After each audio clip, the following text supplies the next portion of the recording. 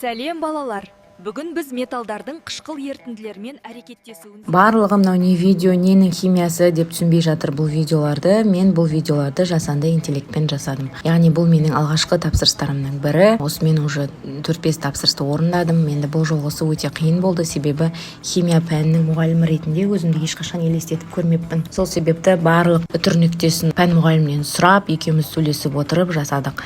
Көптеген бракованный кадрлар шықты. Енді бұл нейросеть болғаннан кейін бұл жерде кейде барлығы идеально шықпайды. Кейбір кездерде қазақша сөйле десең де ол ағылшынша сөйлеп кетеді, немесе керісінше металды көрсет десең ол металл емес, ерітінді ретінде көрсетеді. Түрлі қызықтарды көріп отырып, осы жұмыс өзіме де қызық болды. Яғни бұл жерде мен жасағаным виртуалды лаборатория.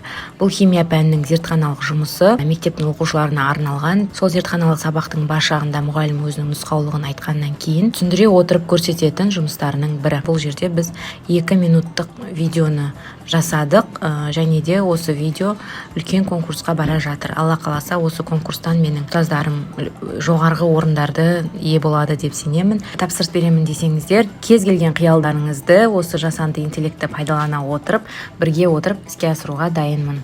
Жази Films арқылы дайретке жазсаңыздар, тапсырыс бойынша прайсты жіберемін. Белсенді емес. Қорытындылай келе, дәл осы сынақтардан көріп отырғанымыздай, металдардың қышқылдармен әрекеттесуі олардың белсенділік қатарына сәйкес өзгереді.